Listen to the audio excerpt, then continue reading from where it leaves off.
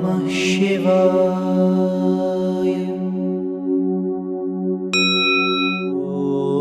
Om Namah Shivaya. Hari Om. Giripriyaha, one to whom the mountains are very dear. So it is said the Lord loves all the mountains, but specifically he loves the kailash, sumeru, mandar, etc. We already saw the name Kailasavasi, how the Lord lives on the Mount Kailas, as well as also we saw the name Girishaha, the Lord of the mountains, and Girishaha, one who stays in the mountains. Here another name is Giripriyaha, one to whom the mountains are very dear.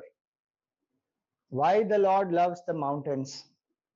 Because the life in the mountains is a life of austerity.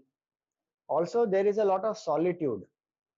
A spiritual seeker wants that solitude.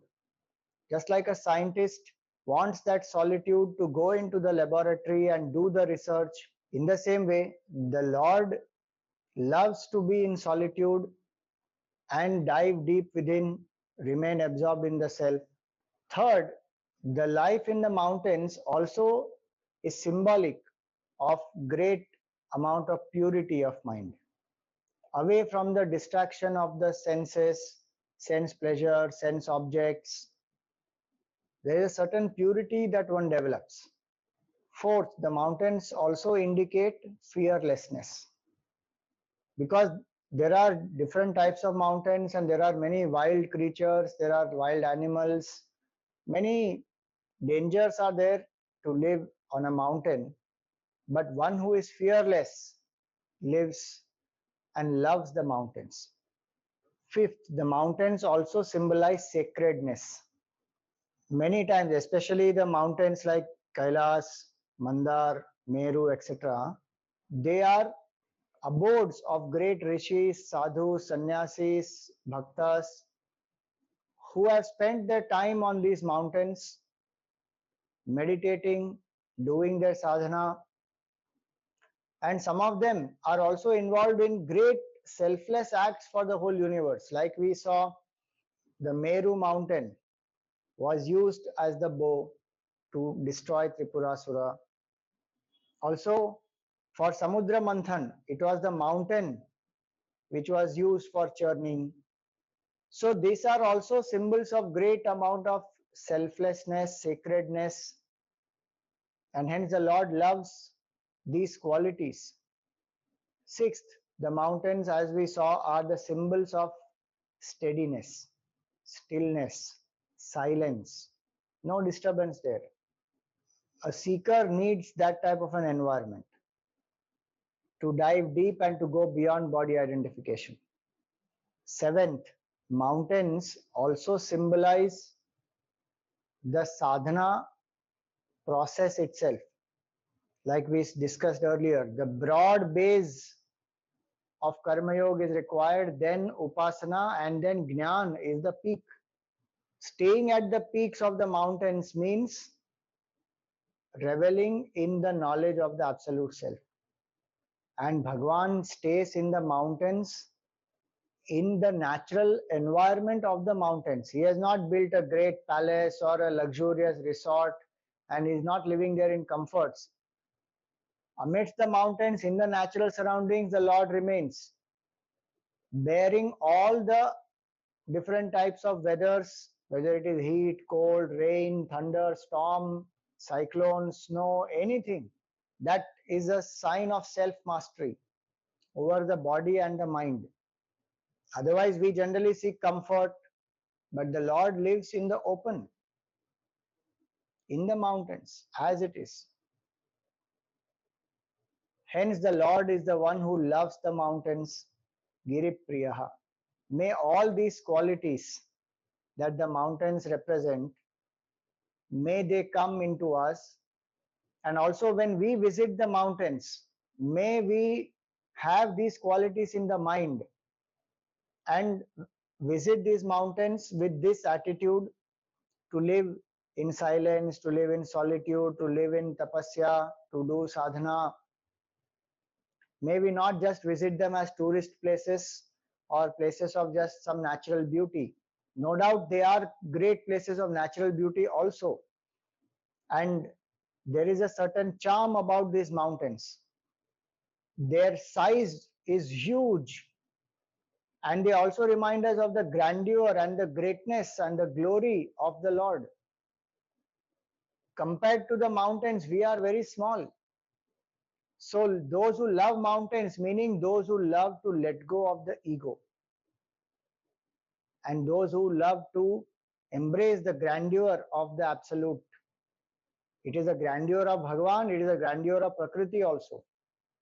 And those of us who love the mountains, we should also preserve and protect these mountains and the biodiversity there, the trees, the plants, the rivers, the creatures, the wildlife.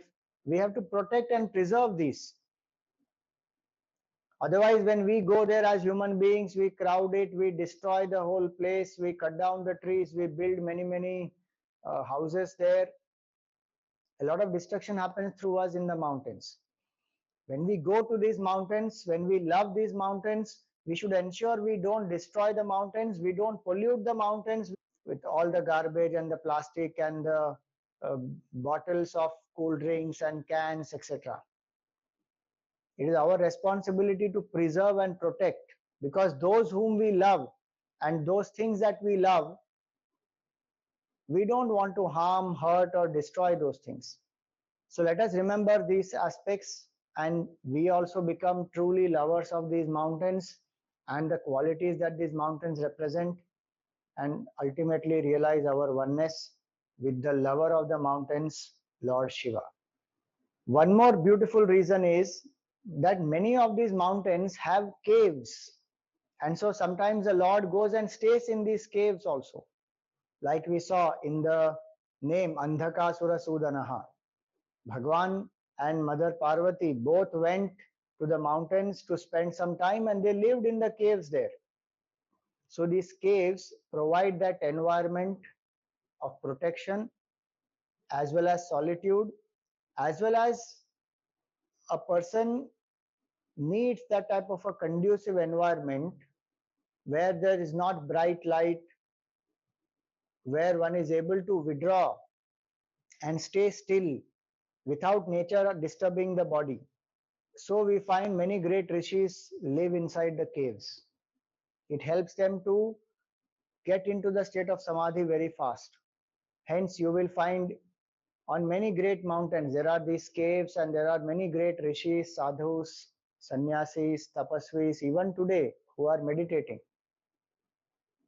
And so these mountains symbolize this tremendous spiritual vibration, because these great masters live and they meditate. Like even today, if you go to Tiruvannamalai, there is a Virupaksha cave in which Ramana Maharshi stayed, and also a great master who used to live there and whose samadhi is also there. And there are different other caves also. So mountains have these beautiful caves which are storehouses of spiritual vibrations. And symbolically, the cave represents the cave of our intellect. Hridaya Guha or Buddhi Guha, it is called in the Upanishads. In the cave of the intellect, meaning in the core of our personality, is the Supreme Lord. Ramana Maharshi used to say, Hridaya Guhara Madhye Kevalam Brahma Matram Aham Aham iti Sakshat Atma Rupena Bhati. In the cave of our heart, there is Brahman alone, which is throbbing as I, every moment. We feel that presence, that I am. That pure I am is Brahman, is the absolute truth.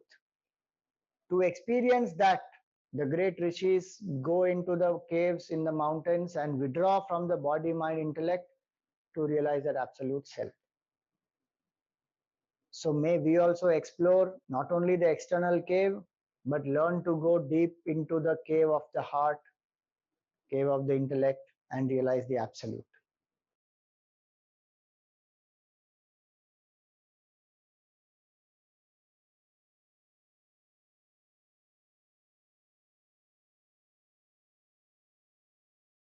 Om Namah Shivaya. Om Namah Shivaya.